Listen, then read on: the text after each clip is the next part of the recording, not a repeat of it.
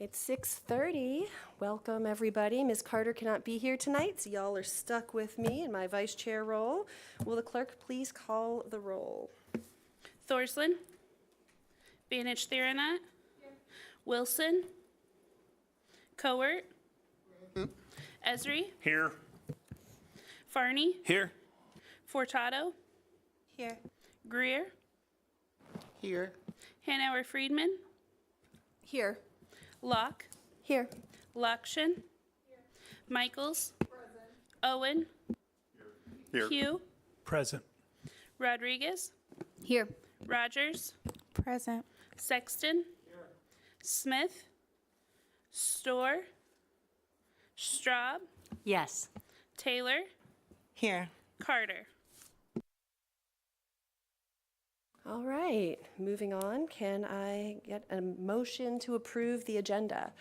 Mr. Sexton first, Mr. Owen second. Any discussion? All in favor? Aye. Aye. Any opposed? Okay. Moving on, approval of the minutes. Can I get a motion for approval of the minutes?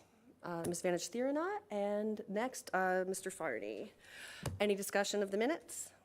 All in favor? Aye. Aye. Any opposed? Okay. I have no slips. Is there any member of the public that wishes to speak tonight? All right, no public participation. Are there any communications from the board?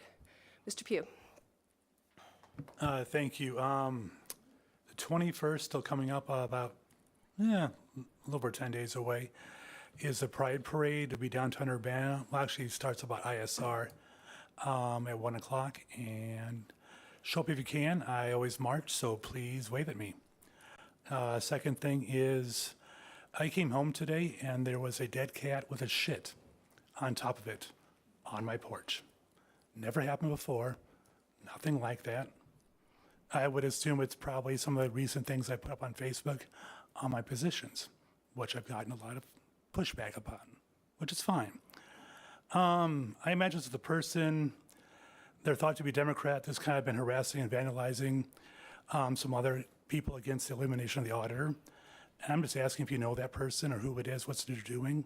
Just ask them to stop. I'd appreciate it. Probably others would too. Thank you. Any other communications from the board? Ms. Rodriguez? Thank you. For the past several weeks, the conduct of the county board chair has come into focus. We have shared in our disdain for the way that we are being portrayed to the county and to the state. Many of you came to me personally condemning questions of my residency. There's been a lot of talk about this among our own party and among the board and among constituents. But we have not yet taken a formal vote to remove. And tonight I will not make that motion because she's not here to speak to it. But I want everyone to know of my intention to raise the vote to remove Samantha Carter as County Board Chair next meeting and every meeting after that until we see some sort of a change. In my mind, this is one step we can take to tamping down some of the craziness that has taken over our board. Thanks. Mr. Owen? Thank you. I'd just like to take a moment tonight to recognize an event that's happening across town at City Hall over in Champaign. The Champaign-Urbana Muslim Action Committee is holding a vigil to commemorate the women, children, and men who have been killed in the genocide happening in Palestine. To date, over 40,000 Palestinians have been killed. Of those, 14,000 of them are children under the age of 14. According to the British medical journal, The Lancet, those numbers only include individuals whose bodies have been found and positively identified. The Lancet states that a conservative estimate of the actual number of dead is close to 180,000. I know several local Palestinians. Earlier this year, I listened as they named family members who had died in the genocide. I lost count at about 150. Can you imagine having a group of individuals in this community who have lost over 150 relatives and we aren't doing more? Our tax dollars are funding these atrocities. I challenge each and every one of you to examine your values and your humanity and think about what you can do to stop this genocide. My heart is with my Palestinian friends across town tonight, and I wish I was there mourning their losses with them during this vigil. That's all. Ms. Furtado? I wanted to mention the building and food service workers, about, I think, 800 of them at the University of Illinois have not been able to reach a contract settlement, and it is getting really, really close to a strike. And I want to just tell you one story about these workers. The food service workers, except for a brief amount of time during the pandemic, most of them lose their jobs in the summer. It is a predominantly black workforce and many women. What ends up happening when they lose their jobs, they lose their health care. And a lot of them then end up having to make really hard decisions about how to support their families.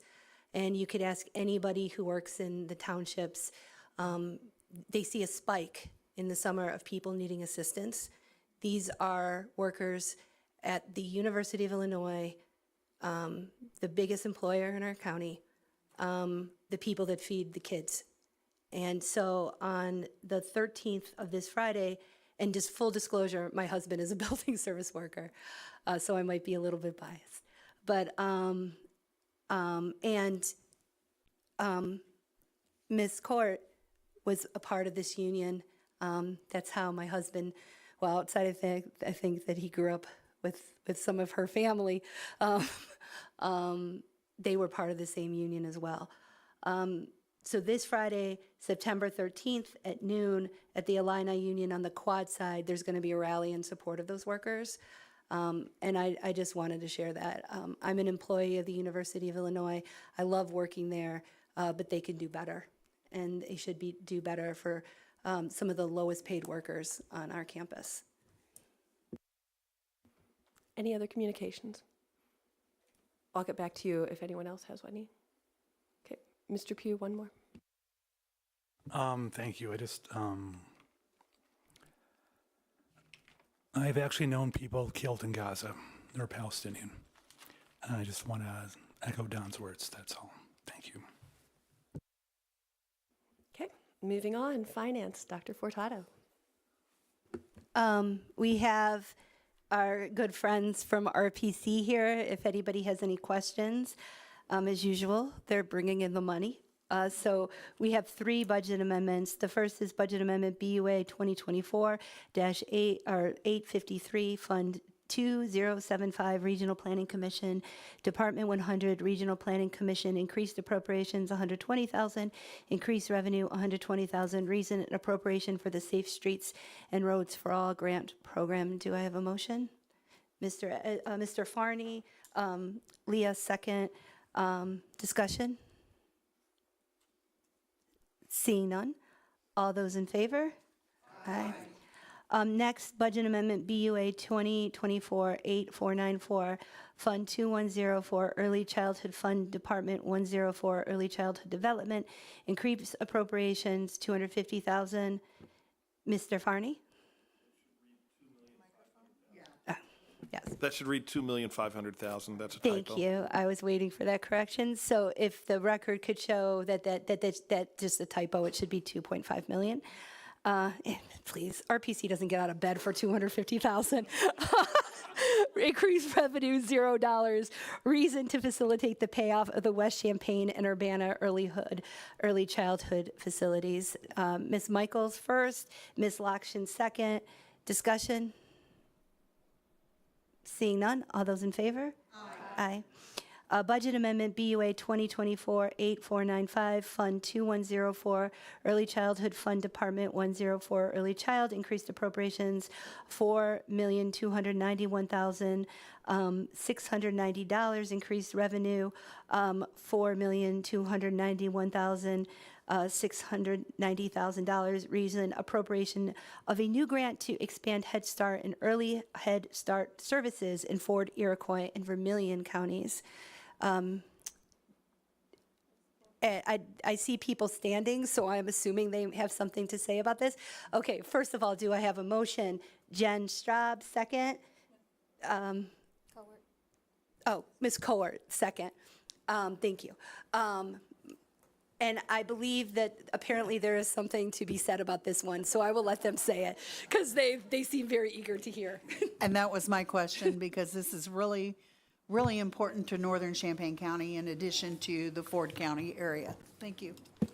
Yeah, so this is kind of a conversation that's been brewing for a while on trying to hew institutional practices back towards what the statute applies for Regional Planning Commission, the respective obligations of the RPC commissioners, and some things that the board does have to do. So please, as I go into a bunch of stuff of referring to citations and what needs to happen here, I'm here with RPC and with the board at the same time, just kind of taking this opportunity to direct the board's attention to some things that I'll just say apparently from some institutional drift over what at this point has been decades, I think all of the collective officials have kind of gotten away from, but we need to, as a body and as everybody working together on these things, remember that some of these things need to have a little bit more attention paid to them when they come through. So, you know, the Litzotamian team with RPC have absolutely done the right thing by putting up, you know, not just, or the budget amendment for acknowledging this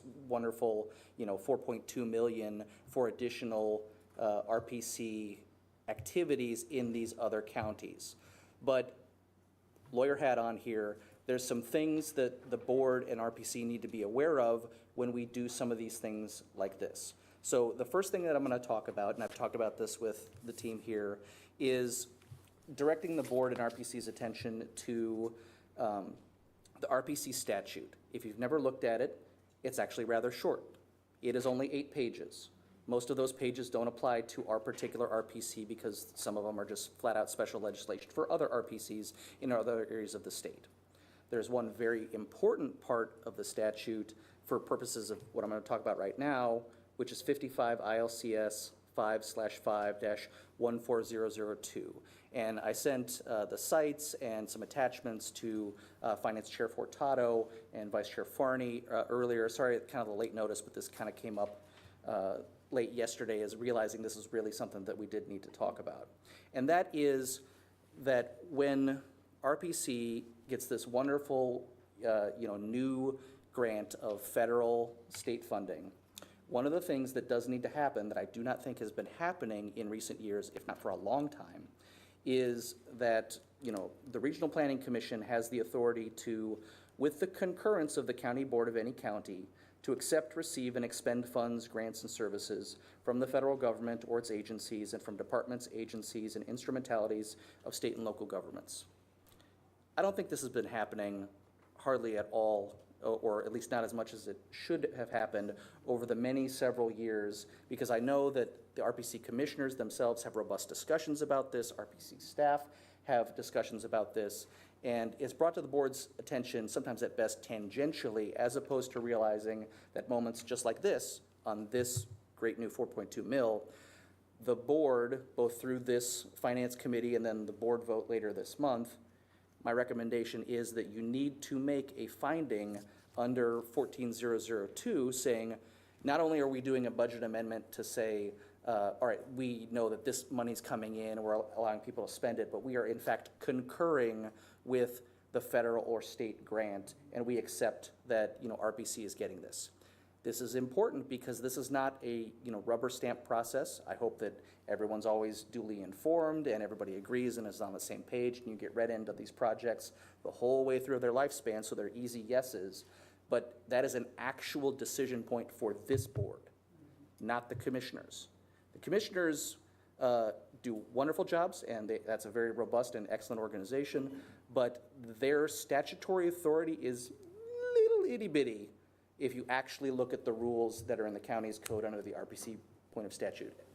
And there's plenty of stuff that is totally their thing to do, but when it comes to, at some point, acknowledging, concurring, and accepting the acceptance of the federal or state grants or their expenditure outside of RPC, like we were doing recently with the big housing projects. That does need to be with the concurrence of this board. So in later conversations, I'm sure you guys and admin staff and Tammy will work on how that's supposed to happen efficiently, making sure it's recorded, tossing some little bit of language on a resolution or something like that to acknowledge that that has in fact happened. And that's one of the important things is also that can't just happen once a year when we say, okay, we approve the annual budget. There's actually a 1977 Attorney General opinion that's directly on point. That's from Champaign County that was asked at the time by then State's Attorney Tom DeFanis, saying, hey, can't we just have RPC, or we'll just approve their stuff once a year and call it good? And the AG researched it, and no, they can't. You can't do that. So from time to time, as the things are coming in, concurrent with the acceptance moment of this stuff, the board and RPC do need to have that moment. So that'll be a conversation about how efficiently you want to work that as it comes in. The other part that was part of what drew attention to this particular one is when RPC is conducting activities outside of the Champaign County region. And that's a bigger thing than I think sometimes is acknowledged, and it'll involve some more paperwork, and this is absolutely not me stepping here to say this stuff can't be done. But I'm saying that more attention does need to be paid to the paperwork done to show how and why the Champaign County Regional Planning Commission has jurisdiction to be in Ford County, Vermilion County, or Iroquois County. And so one of the things I sent around, and I'm sure it'll make its way around after the meeting, is Tammy and team had already done an excellent job of tracking back through the previous RPC enacting resolutions of the Champaign County Board, because under statute, the RPC commissioners, the RPC board is created by the Champaign County Board. So back in December of 1966, the Champaign County Board of Supervisors voted and said, okay, we're gonna have the RPC, and they defined the Champaign County region as all of Champaign County, the square. And then it was later, redone a few years later, and then redone, I think, in 2000. There's another resolution where, again, they said that RPC, the Champaign County region, is all territory contained within Champaign County, Illinois. You will note that it does not say everything around Champaign County, anything that the light touches. No. So to get to that step, it's not impossible, but what you have to do, because we do not have a joint regional planning commission, which is a separate part of the statutes it's afforded for, we don't have a multi-county RPC. It's one county. When the board and RPC are engaging in stuff outside the four corners of the county, that can be done, but my recommendation is that we have an actual intergovernmental agreement that shows the host municipality or host county is agreeing that, yeah, this stuff is going to be happening in our backyard, we're okay with it, and it's a reason why on paper these two entities are cooperating to provide these services. So RPC is providing perhaps the expertise and manpower and actual staffing and some infrastructure or whatever, but then Iroquois County is acknowledging, yes, this is in partnership with us, because otherwise you would have no explanation as to why the Champaign County RPC is doing stuff outside the four corners of the county. And obviously, as you all are discussing this, you'll make your own policy determinations about, do we want this? Do we truly want this? Again, I would reinforce that, the decision-making power for a lot of that stuff, especially the IGAs, is truly going to be with, the board and not the commissioners, because their apparent power over the years has kind of grown outsized to what the statutory basis is. And this is not to detract from any of them at all, but just to kind of say, when next we're having one of these big discussions, look at the statute and look at the past resolutions. They've been attached in a packet there, and just be mindful of what they say or don't say. This will also dovetail with an ongoing discussion that Tammy's working on with the RPC commissioners to amend the RPC bylaws to hew it back to statute, provide some additional clarification. And if you weren't digging around in ancient documents, you would have never found any of this stuff. So one of the important things that I'm recommending, also Chapman and Cutler, I talked with them on the phone yesterday, I think would be a very, very good idea, is to attach the previous creating, superseding, and amending resolutions for the commission to the back of the RPC bylaws so that you don't lose it from time to time, and 2 years from now it's easily accessible, because sometimes people will look at the bylaws and think that's the whole of the rules for how you do the stuff, which is not entirely correct.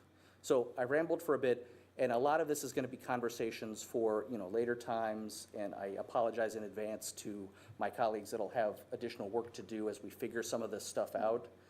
But those are some recommendations for getting better at doing the stuff on paper that is still going to accomplish the good works that RPC wants to do, the commissioners want to do, this board wants to enable as you go forward. But then those will also be moments when you can have these conversations about liability, infrastructure, administrative, stuff like that, the finance implications, what it means to have an additional couple hundred employees on the payroll, all these things that y'all need to be thinking about, more regularly as both of the parts of the county here are kind of growing. So I've rambled a bit. Other additions? I do. Thank you for that, Matt. Thank you. Good evening, county board members. I think, as you know, the Regional Planning Commission is pretty much solely funded through grants. We are about 90% federal and state grant funded to provide services.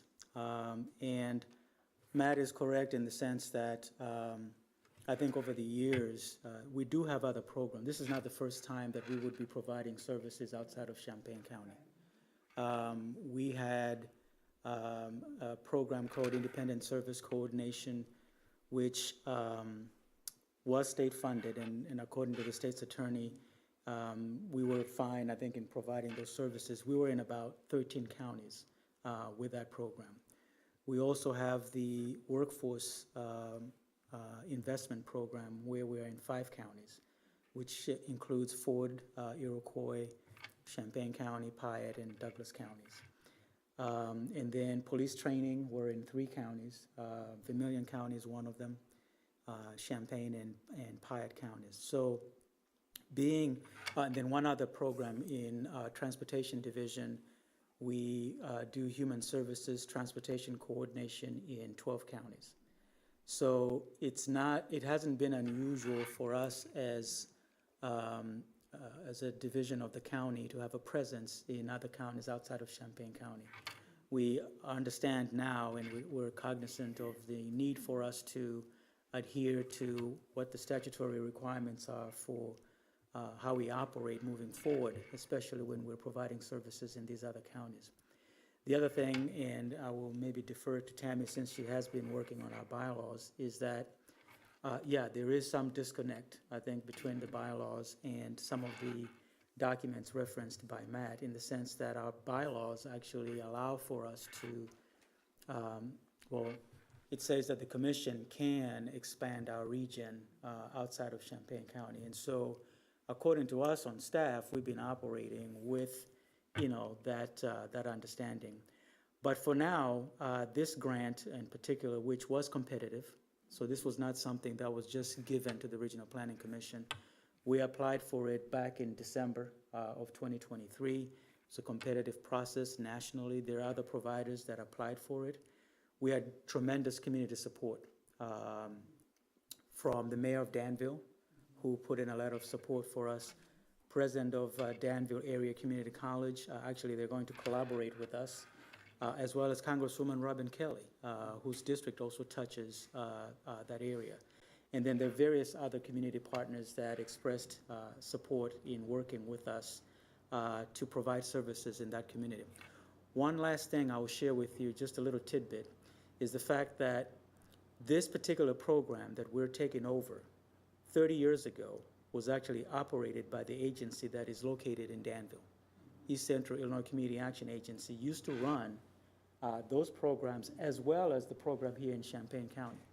And they decided back in 1994 to voluntarily give up services in Champaign County, and Regional Planning Commission, given that we are the community action agency, I think was one of the reasons why they approached us.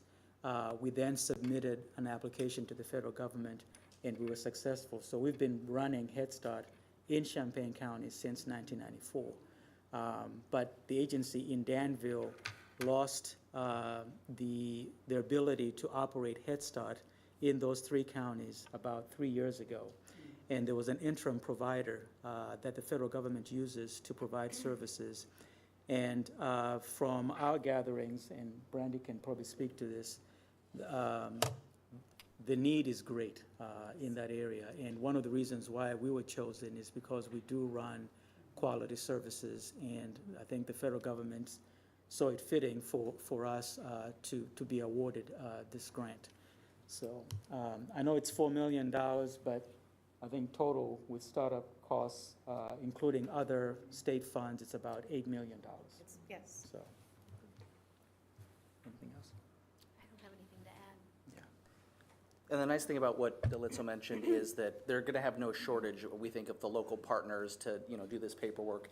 It'll end up probably trailing the, presuming the board approves the approval here, so that's not the order the attorneys would want it in the ideal sense, but I think it's eminently accomplishable because they have the buy-in at the local places. So we'll paper it up. It'll be fine. Dan? Real quickly here, just a couple of things. One, there aren't very many regional planning commissions within our state. And the nice thing is we're in the middle of a hub that can do a lot of things for a lot of people in a certain district, in a certain area. And I know the bylaws are being worked on so they can accommodate that. But I also wonder if that also, in the long run, as we all want to know, strengthens Champaign County. And that also is a big plus to all of us, that we are able to take on some of these other counties and communities that may not have the resources that we have in this county. And so I thank you all for that. And I, once again, think that will just strengthen us in the long run. Mr. Esri? Yes, thanks. Try to make this quick. First of all, thanks for bringing this forward, Matt, Mr. Bannock, to the county board and just letting us all know. I just want to make it clear, I don't think anybody in this room would, but anybody potentially watching this or watching it in the future, you didn't say it, but I know that you are not at all implying that any wrongdoing was done by anybody in the past or current or anything. It's just like you say, it kind of, circumstances just led to it, and just, at least in my mind, it's kind of the same as like at the presidential level with executive orders. Personally, and I'm not saying one side or the other for executive orders at the presidential level. My mind, those shouldn't be happening at the level that they are, but they are. And to me, that's how that's kind of just grown in power, and it's kind of the same as what, maybe somewhat the same at least, as what's happened with RPC and the commissioners, as opposed to the power being more with the county board. And at least that's how I would kind of look at it. And again, not implying that anything wrong has been done. Yeah, and as to that, Mr. Esri, like one of the instances of kind of this, what I'll call the institutional drift, I think happens to whoever drafted it.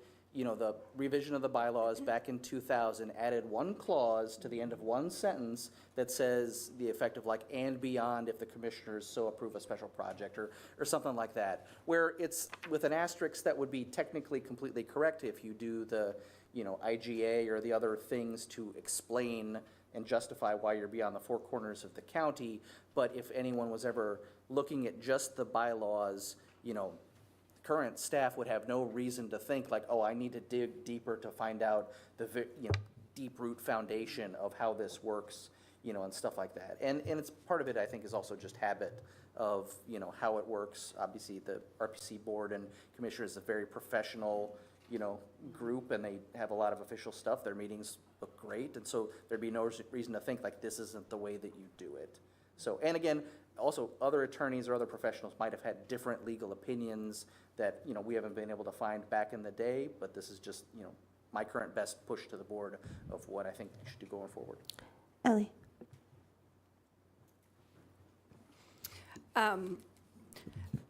Thank you for sharing all of these details with us, and also I just really want to applaud this grant, how important it is for early childhood education. And I was wondering, Brandy, if you could just share with the board how many new positions this is creating, how many new employees for the county?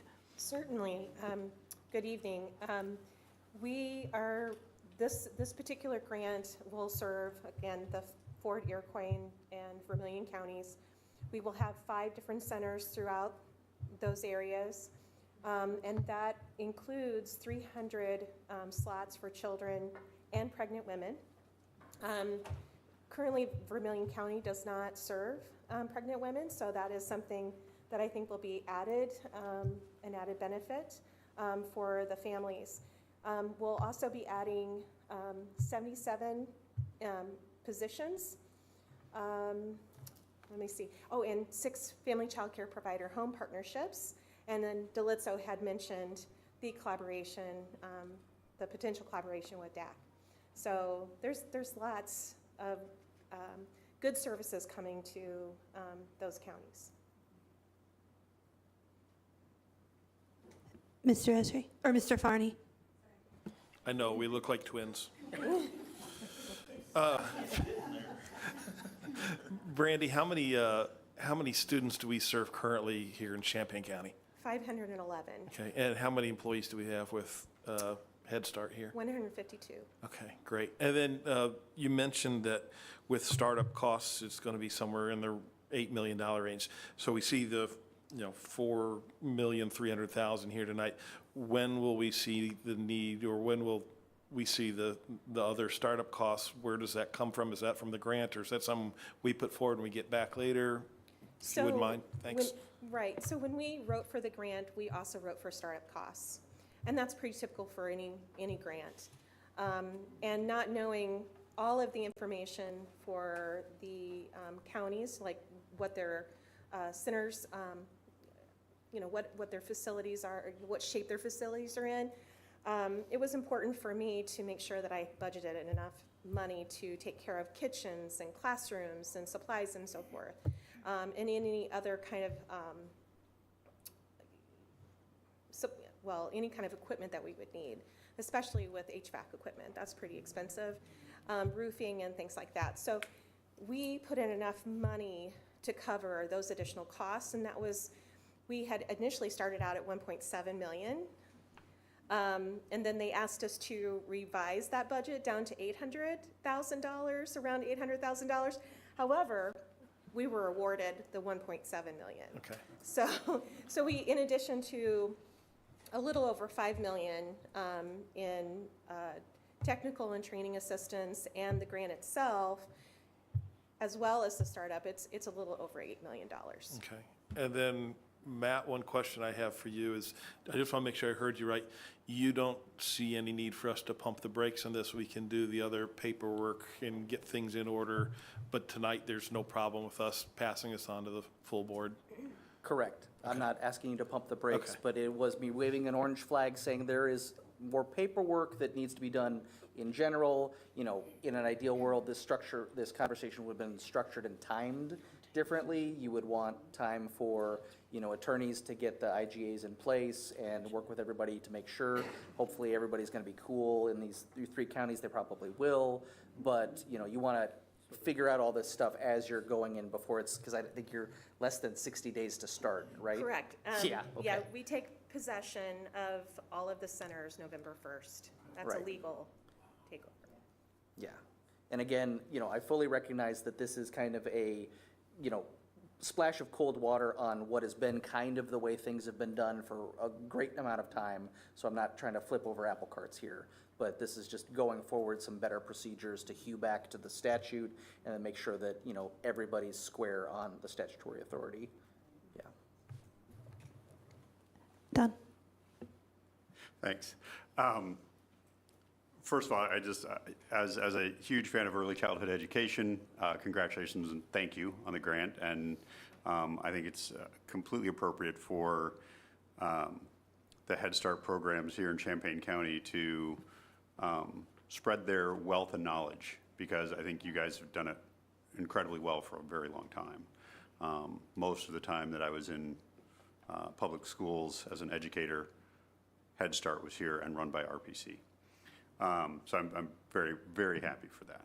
And then just just a word to Matt and maybe to Litso. It's like, as someone who has lived most of my life in grants, this is totally normal to me, and I'm really impressed with you bringing it so transparently and openly forward and say, look, here are some things that we need to get straight, because typically that's something that you catch 6 to 12 months after things are going, and it becomes a nightmare. But so I appreciate that. So good job. Brett? Thank you. As a person who actually worked for RPC for 2 years, I still want to applaud you guys for all you do. And I think pretty much generally, every time they come in front of us, we just say yes.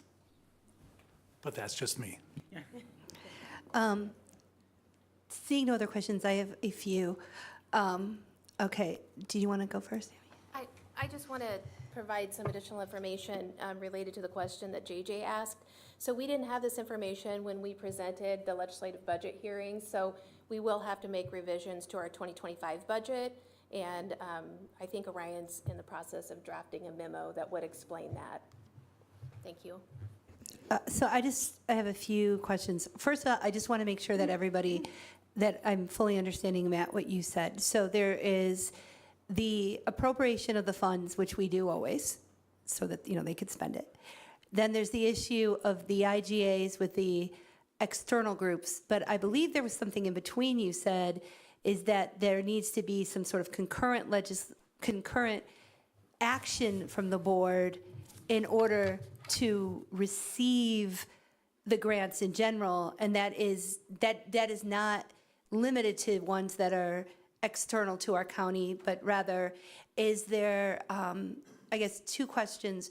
One, as somebody who used to live in this world as well, I do understand timing is of the utmost. So I believe I thought you said that piece could be concurrent with the appropriation of the funding. Is that, or should those be two steps? Well, to have the concurrence of the, acceptance of the, federal or state money, for that to be meaningful, you have to prepare for the eventuality that the board says no. Sure.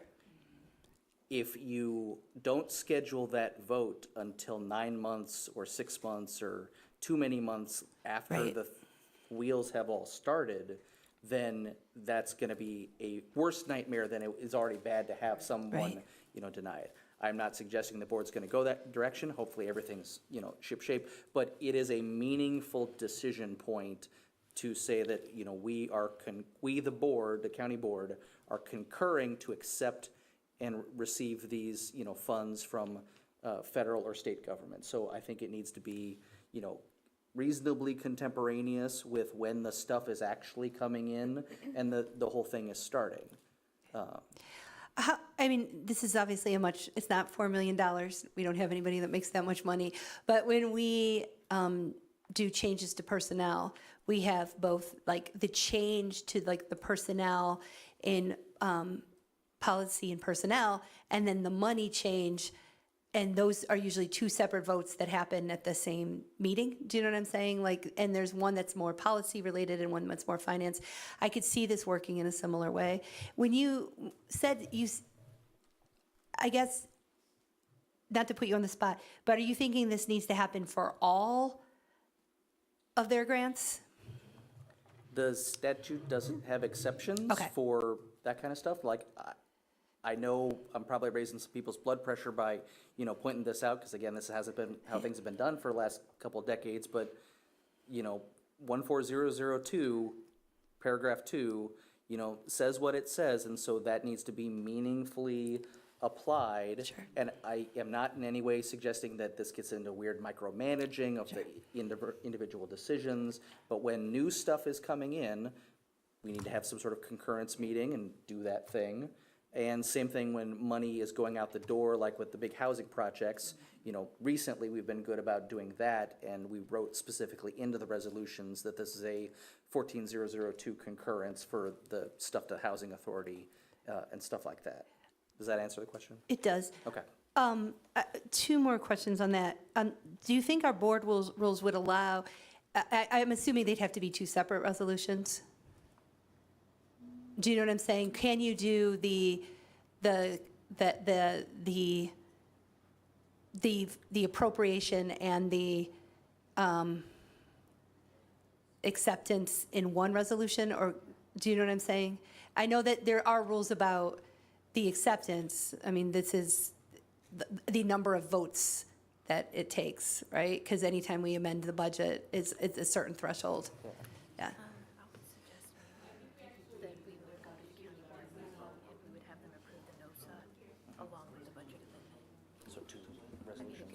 I think we actually would run into issues with our financial software because budget amendments that have to do with money come through Munis. Okay. And I don't know how we would integrate other language into that. I think that might be actually the initial problem. Yes. Yeah, so I was speaking to the collective wisdom. I hope this is the same thing Michelle said. Yeah, you could have them moved at the same time, but you'd want them to be two separate votes because they could have two different vote thresholds. Okay. Right? All right. Four best people figured it out. Okay, I don't want to get like too much in the weeds, but I want to make sure that the board is understanding what they're asking us to do. I have two more questions, and then I promise I'm done. Second question is, or the next question I have is, this is a you question, Matt. This does seem like I feel like once we get it up and running, it won't be overly burdensome because a lot of this is probably going to just be template language that we could use. Do you think that the state's attorney's office civil side has the capacity to do this, or do we need to, in some way, shape, or form, collectively get some help, like short-term help? Do you see what I'm saying? Is there the internal capacity to do this with the staffing that you currently have? I'm just going to ask it that bluntly. Yes. Okay. My other three colleagues in the division are brilliant, very capable. You know, it's working the individual agreements and stuff like that, but it helps immensely if their time is not distracted by other extraneous things, and we can concentrate on nuts and bolts county operations of which this would be beautiful. Example two, like, let us just do this stuff with them and the professionals, and so provided we're not pulled in a bunch of different other directions, putting out dumpster fires, then yes, we could absolutely do that. And keep in mind that when we do all of these things, there's a certain amount of administrative costs, and so when you add several hundred more things to do in county business, people behind the scenes in my division do that stuff. So respect that, and I think that'd be fine. We can figure it out. If that changes, Sorry, Andrew. if your answer to that question changes, or please pass that along to your division. If the answer to that question changes, please let us know, because I think everybody on the board is invested in getting this right. Mr. Esri? Yes, thanks. I'm not saying that this is the best way to handle it or maybe even the absolutely most appropriate. I can't point to when the last one was we've done, but I checked with Diane. She remembers doing this too. We have, as a board, since I've been on here, voted for whether or not we even applied for grants. Now, I don't remember, can't point to anyone specifically, if any of them probably didn't involve RPC, but maybe they did. I don't know. It's just, to me, initially, it's sounding like maybe that's what we need to do, because that way, if the board approves applying for it, then, okay, you would hope that then we would accept it if we got it. And if we, for some reason, as a board, decide we don't want it, then you vote no to even apply for it. So that's just my thoughts. Don? Yes, I appreciate that, Aaron, and I know that some grants have a clause in there that require the applicant to attach a letter of an agenda and minutes that show that the application has been approved by the board. Not all do, but some do. And so we ran into that several times in the school district, where you'd be applying for a grant and you'd like, oh, we need to have a board meeting so that we could get this one in. And grant turnaround times are typically anywhere between 30 and 45 days, if you're lucky. And so, so I do know that it's good practice. It's good practice to have us be aware of what grants are being applied for, but it also might throw a lot of stuff at us on the front end. One last question, and this, I don't expect an answer for this, but I wanted to just throw this out there, where I understand that the state statute designates jurisdictions of RPCs, and I'm super familiar with my time in Indiana, mostly working with multi-county RPCs, regional planning commissions. I do, and as much as I do agree with Diane, having our own RPC that is just for our county is very nice, and I do think gives us a regional impact. That said, at some point, has there been any consideration about, and I understand this is not something that this body could do, but that approaching the state, if we are seeing that expansion, do you know what I'm saying, it's an inelegant solution to do an IGA every single time. If the body is actually functioning on a more regional basis, should its state statute authority reflect that? And is that something that we as a county would want to put some effort into as like having a short-term and long-term solution? Do you know what I'm saying? And that might be something that I would encourage you all and admin to discuss. You know, I'm not saying I want to dilute our power because I like power, but me and Diane, like, you know, having like, we're very proud of our RPC, right? I don't like sharing you, but if that is actually the mission of increasingly the mission of the organization, maybe, and I do actually think there's a intrinsic benefit to true regional planning that is important. At some point, maybe the long-term solution is actually having an RPC whose jurisdiction reflects its actual practice. And that's something to put out there. In the meantime, let's do these IGAs, but long-term, that I would support us at least exploring that as an option. Okay. With all of that, we still haven't voted. I don't see anybody else. All those in favor? Aye.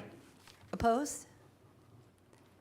And today, RPC brought in just under $7 million to benefit the people in our area, so.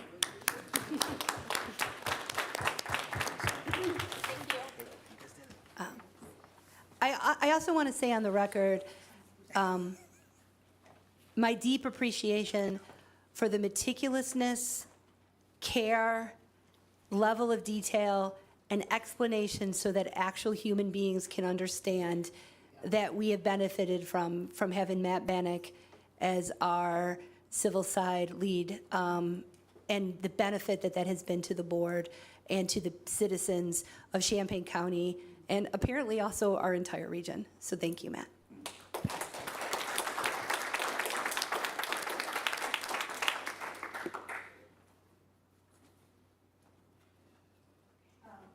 I'm sorry, I forgot that I saw county executive, and so I thought I could give it to Steve. Discussion only, bond refunding. Here is a thing that I will not talk about. What?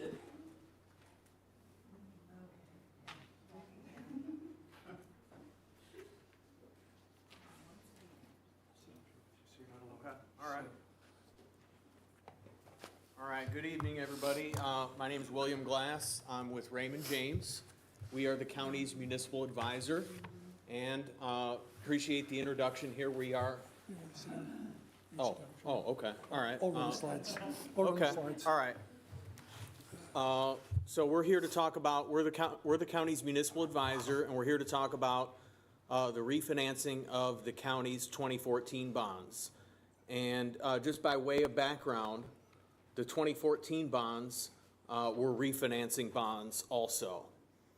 The 2014 bonds refinanced the 2005 bonds, and then the 2005 bonds were initially a refinancing of the original bond issue, which was from 1999, and it was a public safety sales tax alternate revenue source bond that was for the courthouse addition and juvenile detention facility. So that background kind of brings us to where we are today.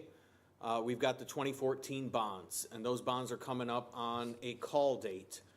The call date is a driving force behind being able to refinance the bonds, because within 90 days of that call date, which is, the call date is January 1st, 2025. So the remaining bonds due on the 2014 bonds are callable on January 1st, 2025. And there's 4 maturities left, the 26, 27, 28, and 29 maturities. And then that original bond issue is then completely retired at that point. So this is the last opportunity you have to refinance the bonds for interest cost savings. So we put together an analysis, and Travis and I have been working with my colleague Elizabeth Hennessy behind the scenes, and we've been formulating a tentative timeline to accomplish this refinancing.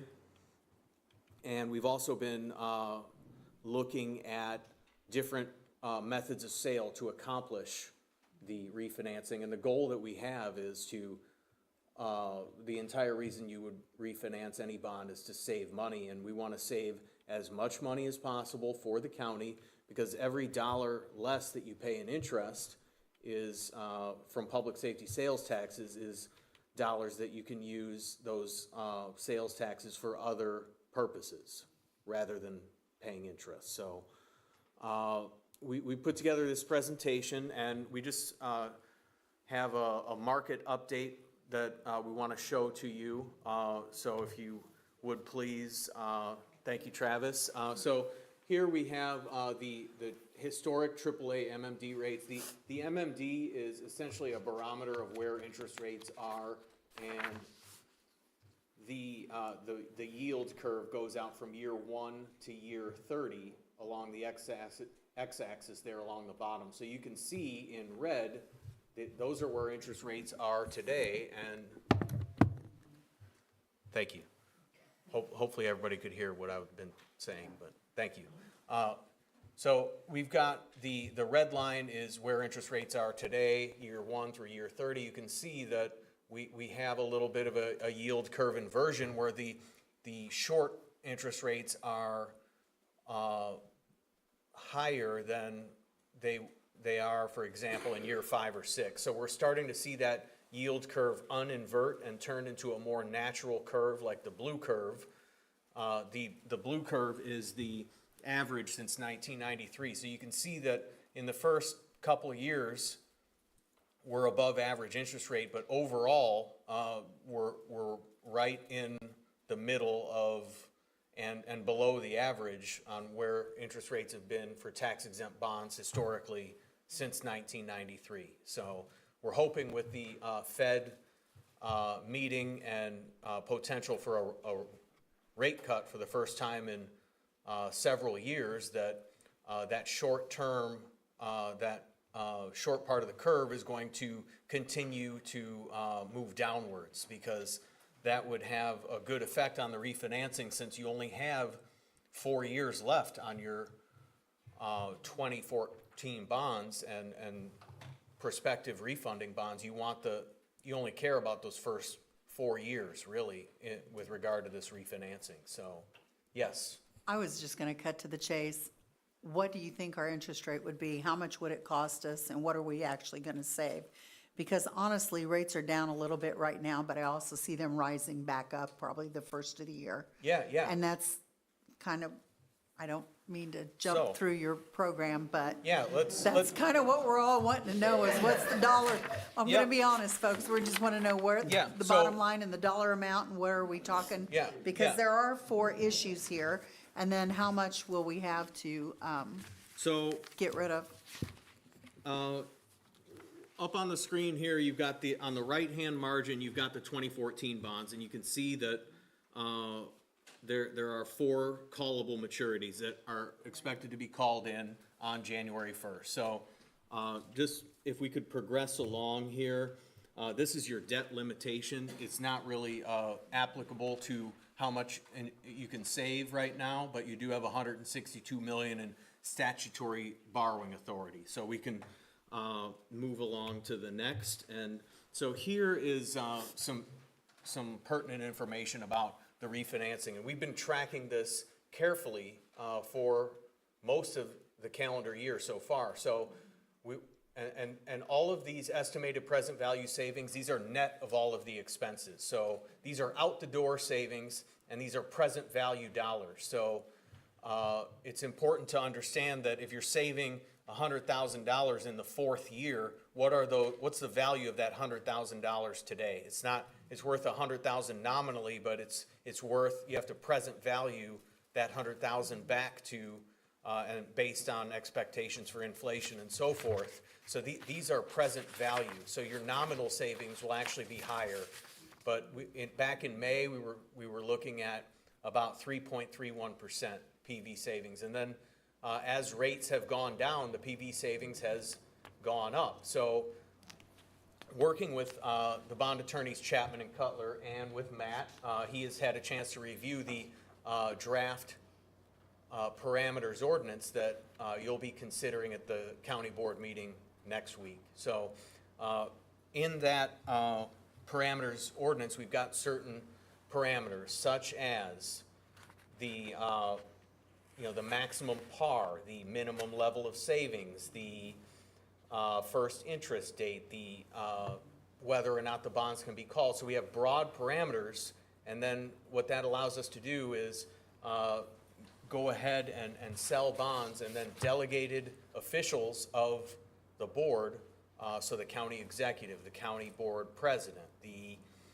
finance director, budget director, they can sign off on delegated authority so long as the financing fits within the parameters of, and this is exactly how the county issued bonds. It wasn't for refinancing purposes in 2022, but this is exactly identical business as usual process to how the bonds were issued in 22.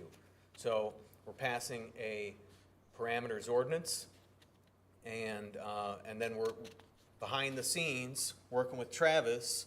We're going to schedule a meeting with Moody's Investor Service.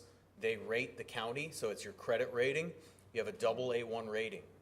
That is the second highest to AAA. So the United States government, Moody's is the only of the three main rating agencies that rates the United States government still as AAA.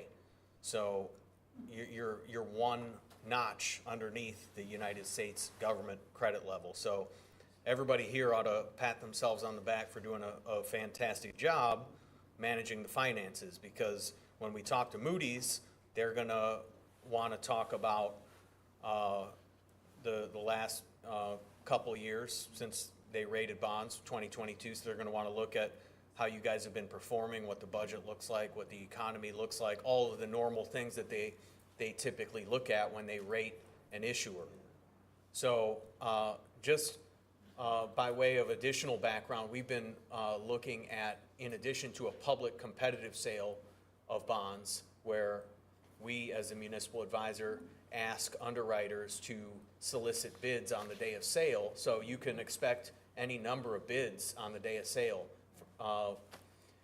McLean County, for example, just issued bonds in a competitive sale a couple of months ago, and they had 10 or more bidders. So that's an ideal scenario, and they have a AA1 rating as well. So, but doing our due diligence and making sure that we're uncovering every rock and opportunity to save money here, we reached out to a prominent local bank and got an indicative rate on what they would charge in terms of refinancing with them, and the rate wasn't as favorable as the public bond market. We also reached out to Chase Bank, and I've been doing private placements here in Central Illinois for 11 years, and Chase has always been nobody can compete with them really when it comes to private placements when they're very aggressive with their bid. And so we got an indicative rate from them, and it's not as good as the public market. So if there was an opportunity to negotiate directly with a financial institution, we wouldn't need to go through the bond issue process. However, in order to save the most funds and interest costs, we need to go through the bond issue process. So you're going to be refunding a little over $7 million in bonds.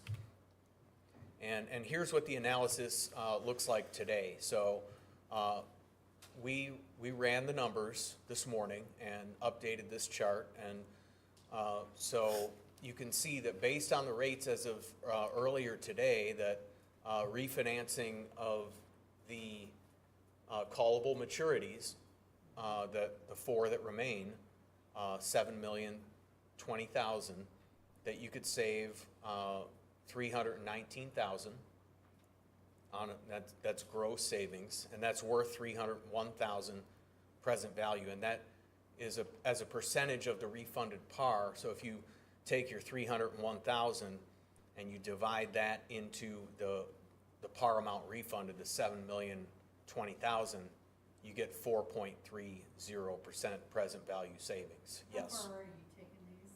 What's the term on these? So the good question. The term is we're not extending beyond January 1 of 29. So that's the original footprint, and we're not issuing more bonds, and we're not going out further. So we're staying within the original footprint, and we're not extending it even a day. So it will be business as usual. You'll issue these refunding bonds via competitive sale. We have a Moody's meeting date scheduled for, I believe it's October 1st, and then we would look to sell bonds the Tuesday, October 8th, via competitive sale. So that's when all the bids will come in, and then once the bidding is concluded, we can look at everything that we've received, and then we would then take the low bid, assuming that you can get 3% present value savings, because that is one of the parameters. This refinancing does not move forward unless you can get a minimum of 3% present value savings. So we would rather, under promise and over deliver. So today we're at 4.3%, but the market is going to be the determining factor in what the final outcome is. But you can see that the call date is January 1/25, and your all-in cost is 3.41%. So the 3.41 includes all of the cost of issuance. So the cost of issuance, let's just talk about those a little bit. So with a public sale, you've got bond counsel, Chapman and Cutler, disclosure counsel, Chapman and Cutler. They work as bond counsel, rendering a legal opinion that the bonds are valid and legally authorized securities. But they also work as disclosure counsel to put the offering, the preliminary official statement together, which is the prospectus that investors look at when they make their investing decision about buying the county's bonds. So we want to make sure that there's no material misstatements or omissions, and they work to ensure that that all the disclosures are being done properly to the market with your bond offering. So we've got bond and disclosure counsel. We've also got Raymond James, your municipal advisor, our fee. Our fee is based solely on the advice and kind of quarterbacking this whole process, just like it was in 2022. So those are our fixed fees. We know what those fees are. You've got a bond registrar, paying agent. They're the one that sends you the invoice 30, 45 days prior to your interest and principal payments. So they charge a small fee every year that goes along with the invoices on the debt service for bonds. Just a couple other costs is you got your Moody's investor service, and then just printing and miscellaneous FedEx, mail sort of costs. And then you've got your underwriter, and your underwriter is going to be the financial institution that puts in the best bid, and they're working for a percentage of the bonds, and right now we're assuming $5 per bond, so that's 0.5%. If you look at, so if the issue is $7 million, 0.5%, they're going to be looking at $35,000 or so as the underwriter. Yes. Two things. One is, so you're saying, sorry, guys. You're kind of in my realm a little bit, I'm sorry. So basically, what we're looking at is the 319 saving, that's net. I think you said net. Yes. Of generally the cost. I know things are kind of variable at some point. But then my other question was, are these going to be issued privately or just to fiduciaries? So it will be a public competitive sale. So the other option you have is working with an underwriter in a public negotiated sale. That what we are proposing here is a competitive sale. It's public, where anybody that is an underwriter of municipal bonds can show up on the day of sale. And the other option I mentioned with the local financing institution and with Chase Bank, those are private placements.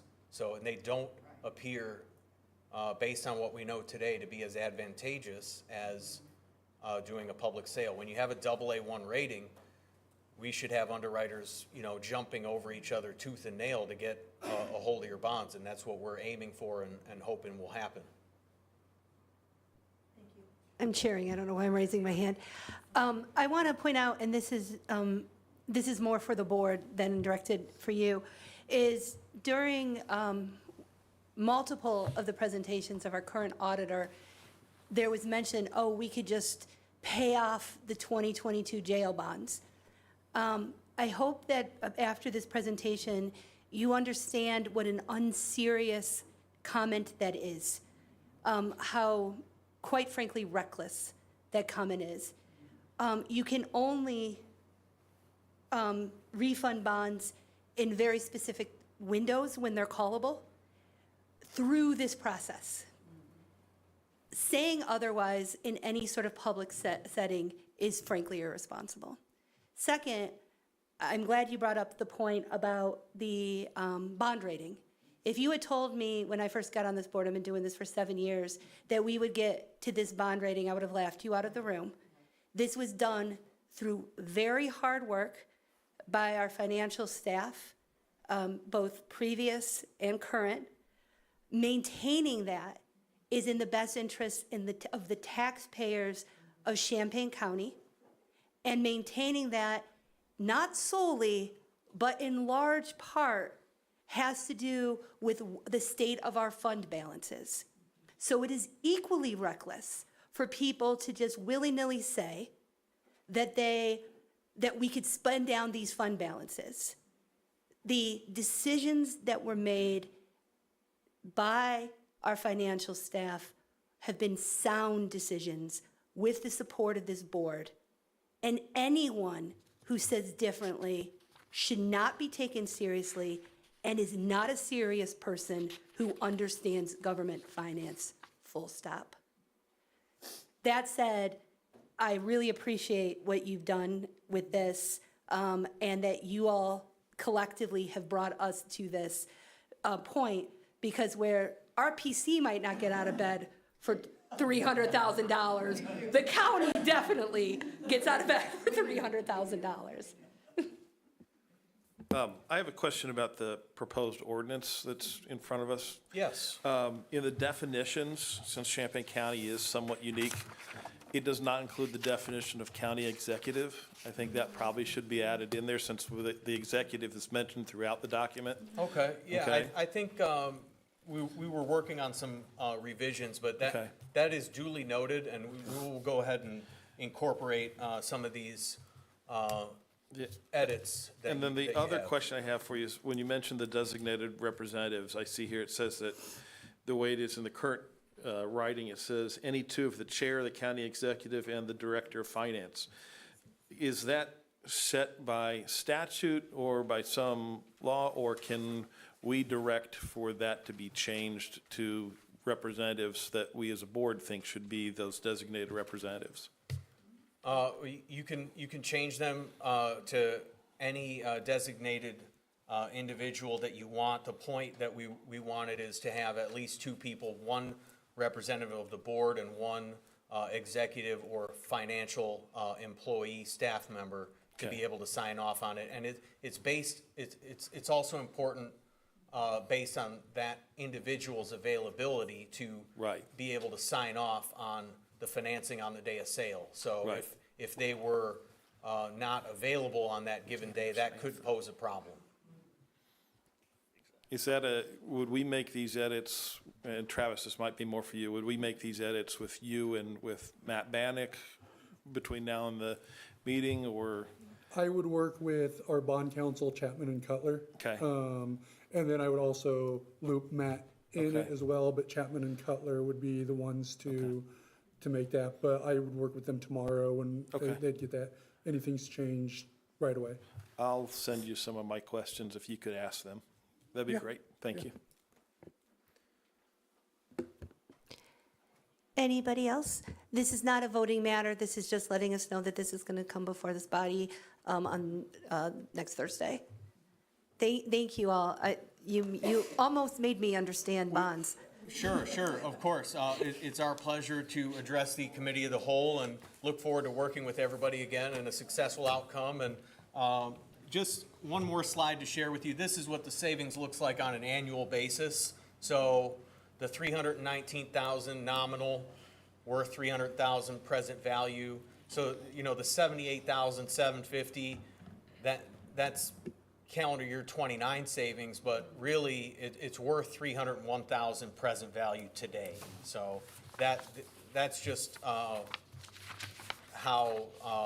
these numbers are appearing based on the rates that we know today in the market, and they could go up, they could go down, but we're going to do everything in our power to make sure that we can save as much money as possible, because this is a one-shot deal. Once you've got the refinancing done, we looked at some other refinancing opportunities with some of the prior bonds, as you mentioned, the 2022s. Those aren't callable for a number of years. So when investors make an investing decision about buying Champaign County's bonds versus County XYZ's bonds, they're both rated AA1. If the investor knows that they're going to invest in Champaign County, but then they're going to get paid off earlier than redemption, the investors expect a certain rate of return. So all else equal, they would buy something where they can't get bought out early. So standard industry optional redemption is 8, 9, 10 years, somewhere in there. So if you have the option to prepay that is much earlier than that, let's say 3, 4, 5 years or something like that, the investor is going to demand a higher rate of return. So you can get an earlier optional call. It gives you greater flexibility, but there is cost that goes along with it. There is no cost to exercising the optional redemption on the 2014 bonds and subsequently the 2022 bonds when that call date does approach. And we'll be the first ones to let you know when you can save money. Diane? Real quick, one of those things that add on to that people may or may not understand is a lot of times individuals that do buy these bonds, they're buying them because there is a tax benefit of how their interest is taxed. And so that's why they don't want them paid off early, and they don't want to get rid of them early, because that's working with their own personal finances and their taxes. And there was recently, a few months ago, NPR had a whole show about the sort of attractiveness of the government municipal bond world for investors. It was actually pretty fascinating. Thank you. I want to say you all have been an excellent partner to Champaign County. For some of us, we went through this on an earlier bond a couple years ago, as you mentioned, and your guidance and your ability to explain this so regular people can understand it is very much appreciated. Okay, thank you very much. We appreciate the opportunity to work with you folks again, and Travis and I will be working behind the scenes and accomplish what needs to happen. And of course, if any questions, anything you think of after the meeting, feel free and reach out to Travis or myself. Thank you. Thank you. Next resolution approving employee health insurance and related benefit plans for fiscal year 2025.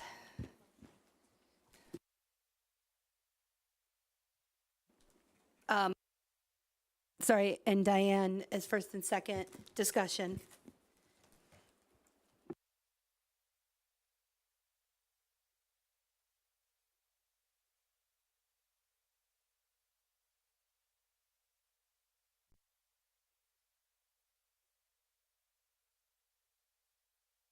It's not working. Right? I would like to ask the representatives or from the Finance Committee for the insurance company to come up and give us a quick Cliff Notes version of what we've decided here, just for the folks at home.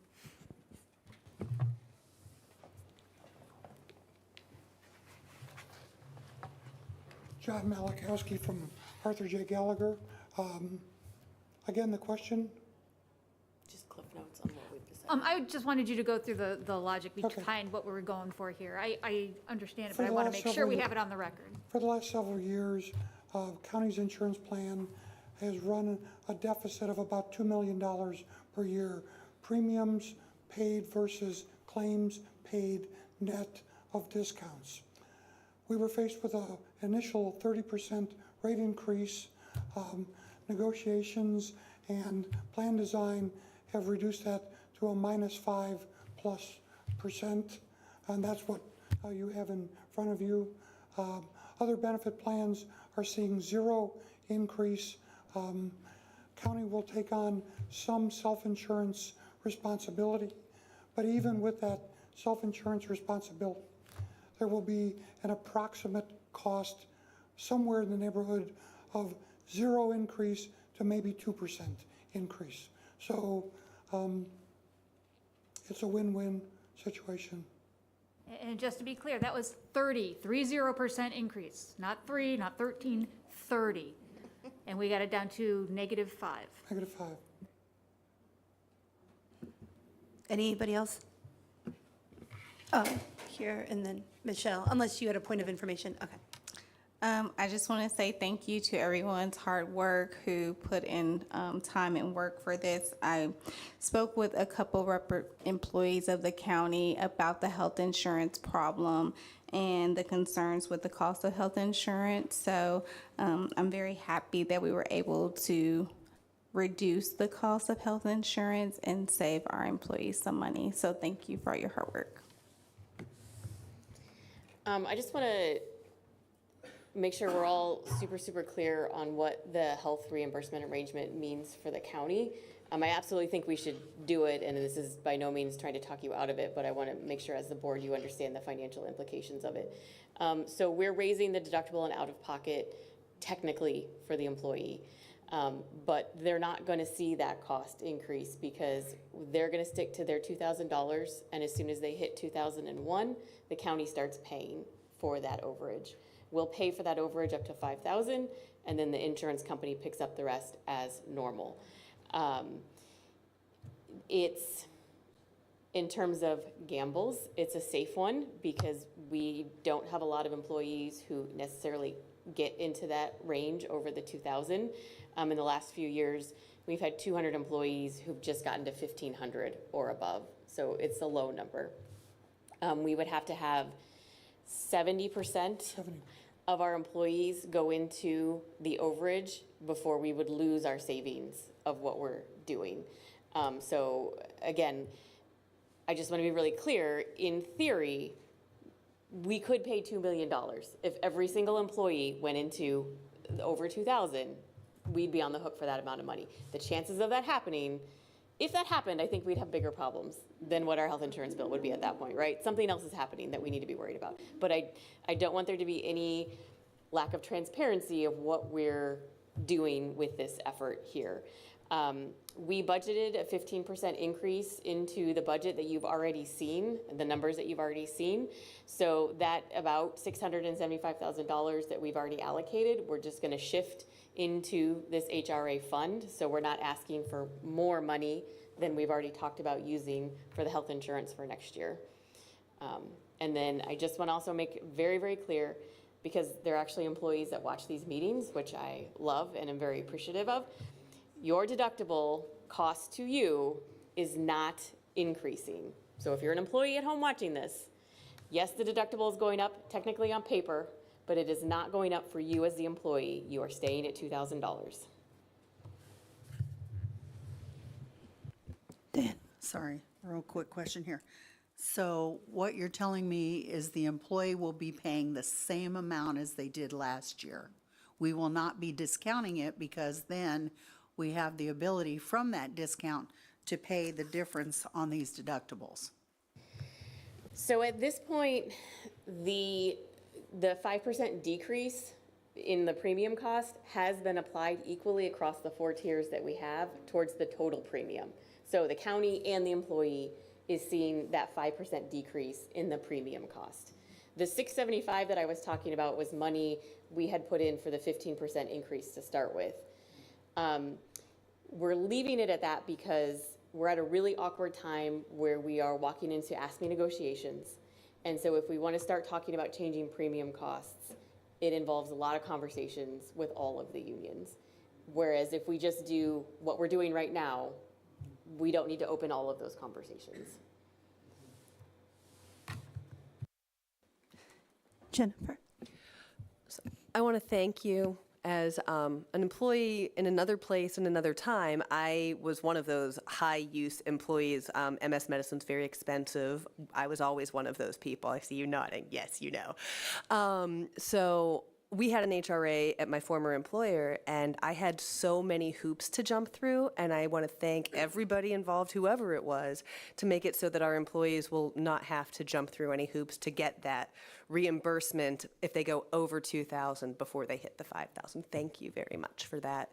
Our employees do so much for us. They don't need to jump for their pittance. Yeah, I think that John and Shannon shook Blue Cross Blue Shield down and got us a really good, so they're actually going to be the management operation for the HRA, and they will pay the providers directly between the 2001 and the 5,000. So the employee not only will not see an increase, they won't even deal with the bills or the reimbursements or the payments in any way. And it's an incredibly low cost program management for us as well. So. I also want to echo the thanks both to Blue Cross and to Michelle specifically. The amount of hours of work that it took for her to get us here is sizable, and it is, I think, this is something the county did a long time ago, and we're now doing it again. And given the parameters of what we were facing, this is a very big deal. And coming up with a solution is commendable, and so thank you for that. And just to capitalize on that, if the public safety sales tax increase passes, I will absolutely be at the November County Board meeting with new premium proposals that we should be talking about. Because we've talked repeatedly, and it's on the giant spreadsheet, that part of that additional revenue would be to reduce this family cost. And the only way we're ever going to dig ourselves out of this hole is to get more children on the plan, and we can't do that at the current family costs. So just putting that out right there, so you'll know on election night, whatever those results are, we might be talking health insurance premiums at the next county board meeting. So.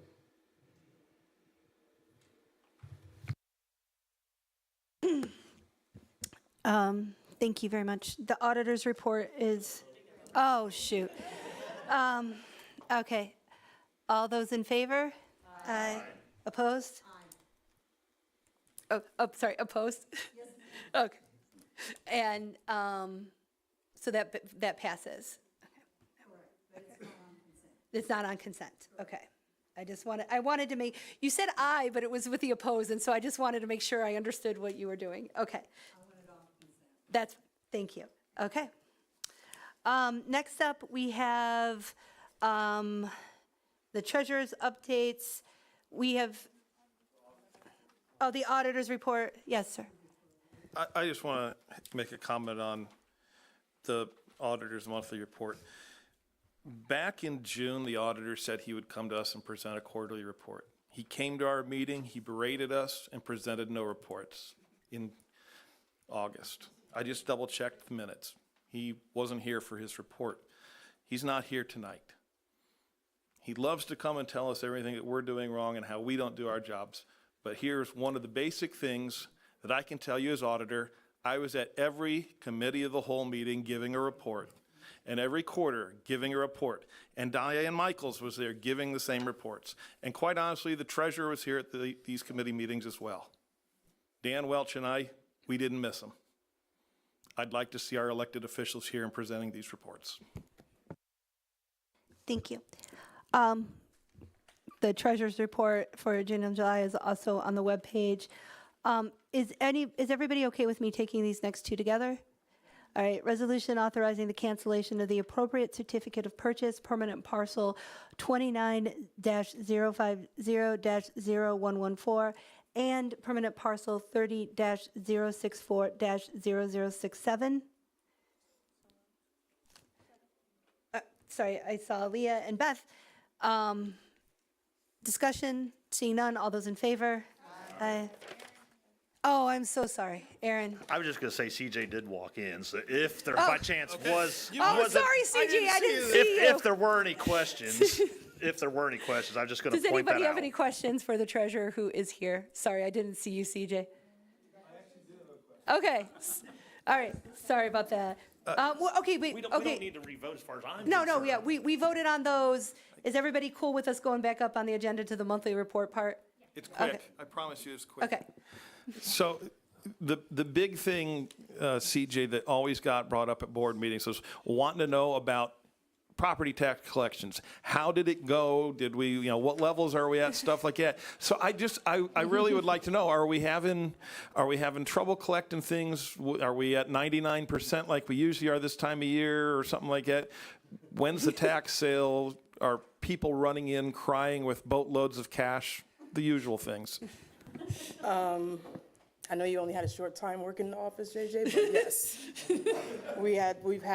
I will tell you this, the reason why we were pushing for that cash pickup is because the amount of individuals paying in cash has gotten to a reckless level, just so we're clear. So, I can tell you, my very first day, it was a year that there was a deal on if you paid your taxes early, there was an extra benefit because a new tax law was going in. It was some tax cuts thing, okay? And a bunch of people came in and paid. And as a joke, the office staff said to me, "You need to run to Busey." And I thought it was some little deposit or something, because it was literally my first day. I hadn't seen people come in. It's, like January 2nd. Okay. Yeah.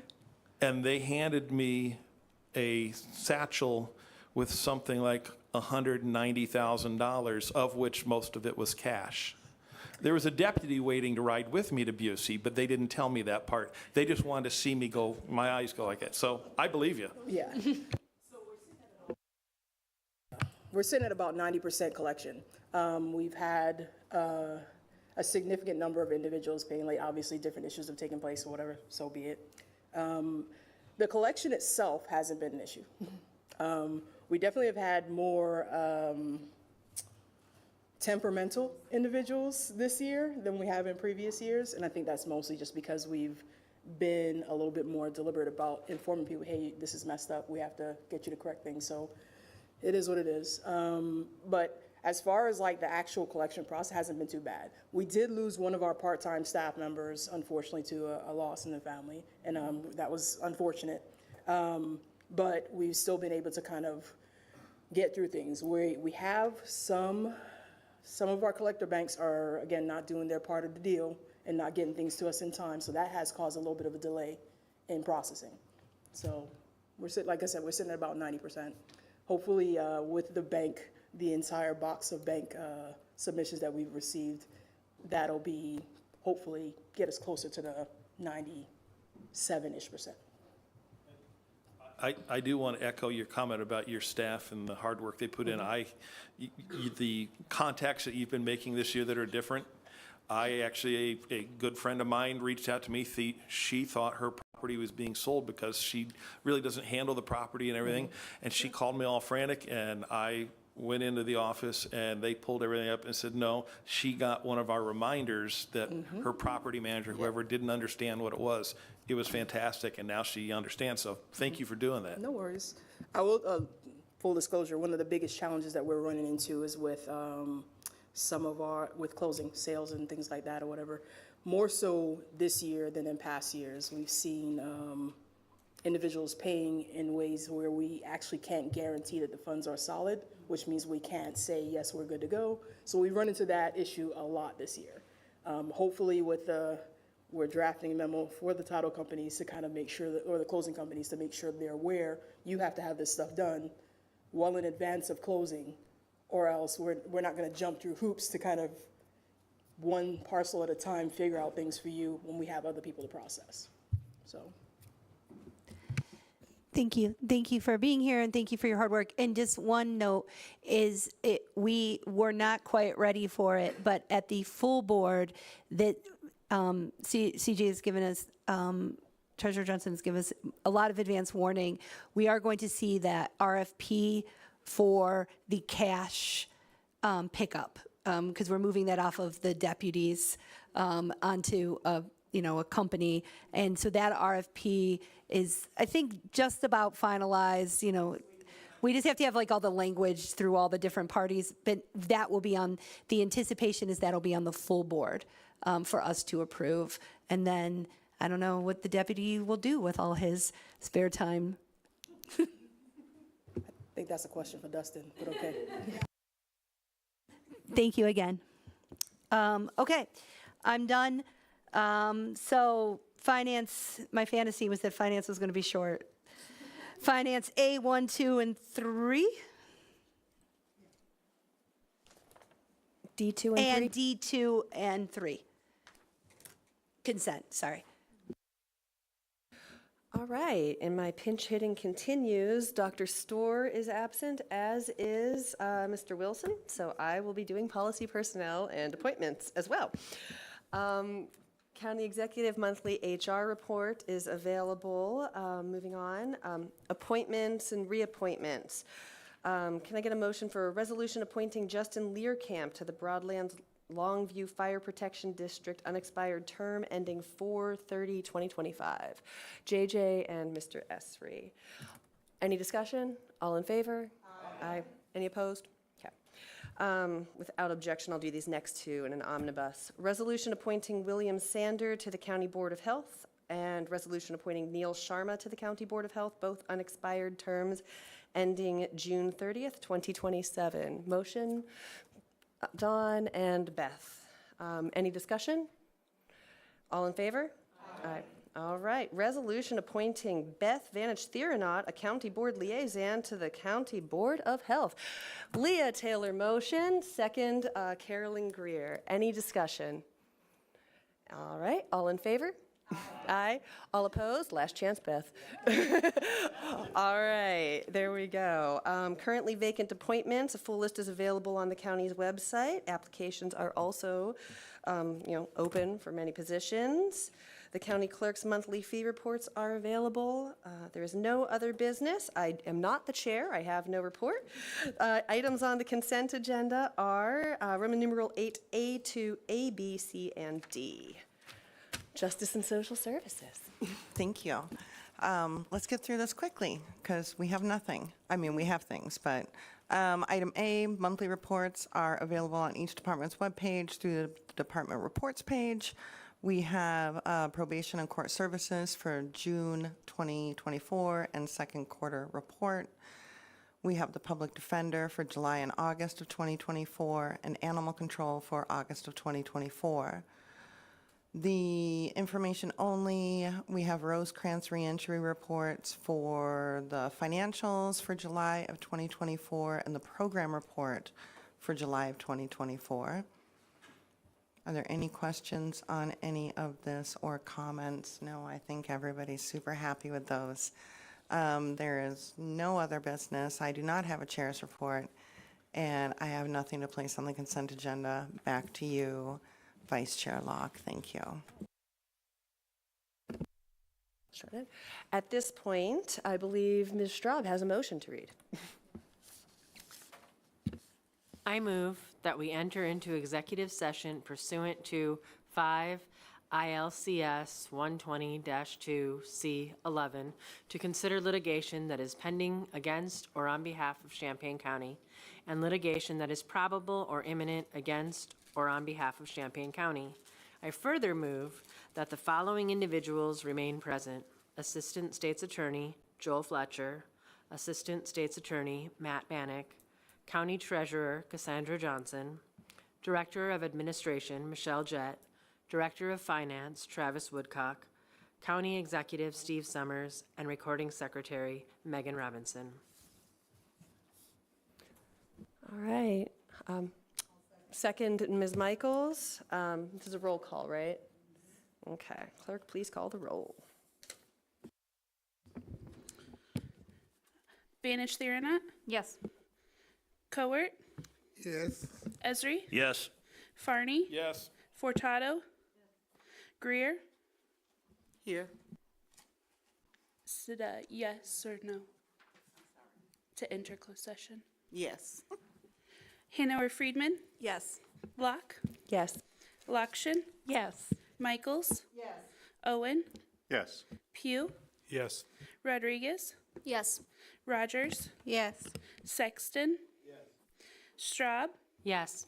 Taylor, Yes.